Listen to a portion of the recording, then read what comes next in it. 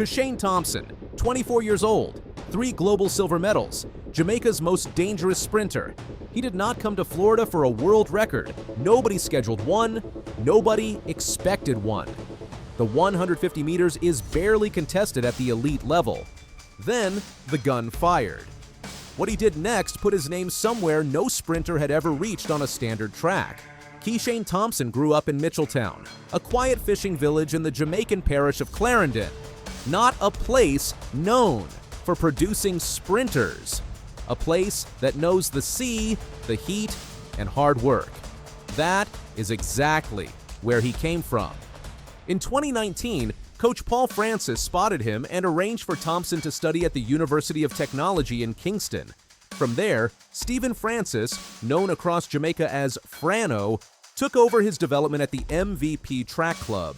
Frano is not just a good coach. He coached Asafa Powell, Shelly Ann Fraser-Price, and a generation of Jamaican champions who dominated the sport for 2 decades.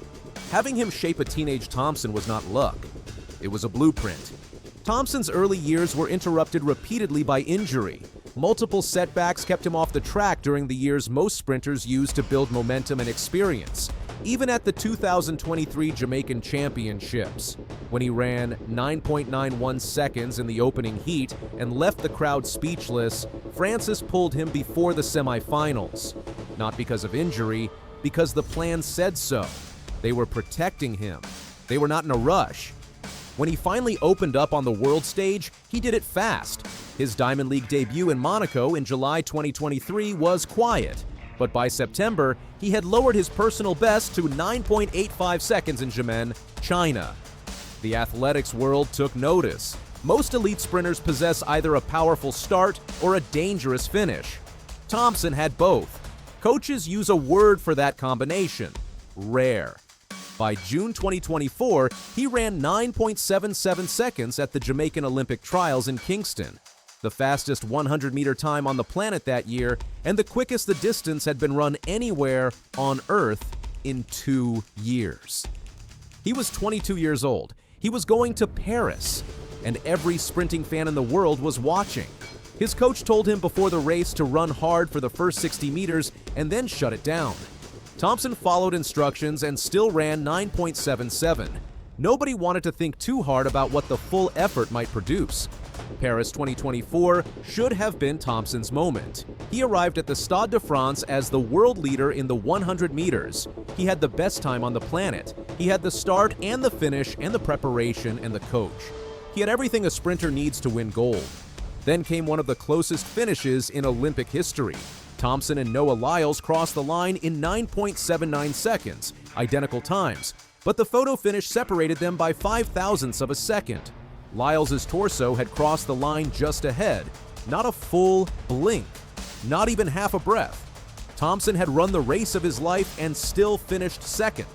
He told reporters, "I didn't trust myself enough and my speed to bring me through the line. I made a mistake. I have to take it and move on." At the 2025 World Championships in Tokyo, the story repeated.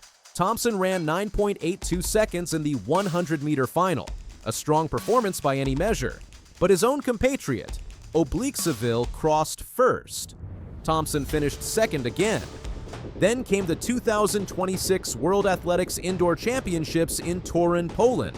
It was Thompson's World Indoors debut in the 60 meters. He ran a personal best of 6.45 seconds, the fastest he had ever run at that distance in competition.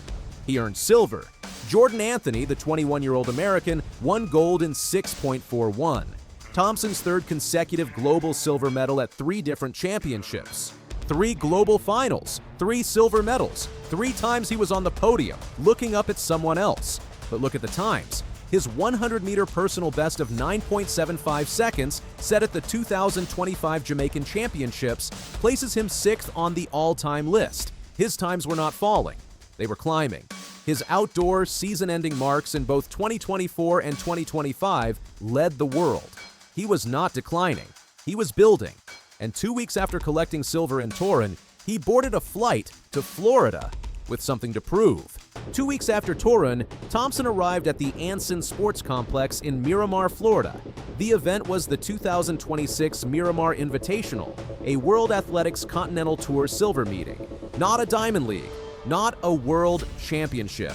A competitive but mid-level meet on a Saturday morning in early April. He was scheduled to run the 150 meters. The 150 meters is not a standard event. It does not appear at the Olympics. World Athletics does not maintain an official world record for it. The distance sits between the 100 and 200 meters, too long for pure explosive speed, too short for the kind of endurance that defines middle distance racing. It demands that an athlete accelerate to maximum speed and then hold that speed through a curve and down a final straight. It tests something specific: how long a sprinter can sustain top-end velocity. That quality has a name: speed endurance. The world best for the 150 meters on a standard curved track had belonged to British legend Linford Christie since 1994.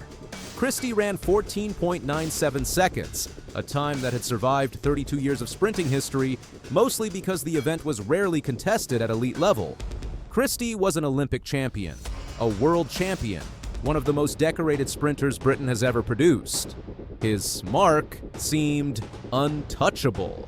Less because the time was impossible, and more because almost no one with Thompson's caliber was trying to run 150 meters in competition. Thompson stepped into the blocks. The gun fired. He ran 14.92 seconds, wind reading plus 1.3 meters per second, well within the legal limit. Christie's 32-year-old mark was gone. Thompson had cleared it by 0.05 of a second, the exact margin by which he lost the Olympic gold medal to Lyles in Paris. That number keeps appearing in his story, from different directions. Zimbabwe's Tapiwanashe Makarawu, an Olympic and World 200-meter finalist, pushed him hard throughout the race and finished second in 14.96. Even the runner-up broke Christie's record. Jamaica's Adrian Kerr took third in 15.21. The top two men in that race both ran faster than a British Olympic champion had managed 3 decades earlier. One clarification matters before going further.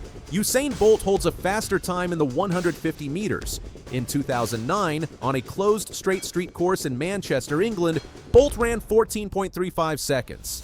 But that effort took place on a flat, straight road, not a regulation curve track.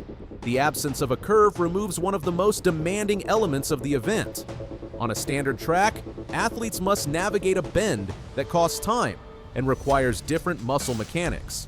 Thompson's 14.92 is the fastest the 150 meters has ever been run on a standard track. The comparison is honest. The two performances were run under fundamentally different conditions. So why does this run matter for the 100 meters? Because speed endurance is exactly the quality that separates good 100-meter sprinters from great ones.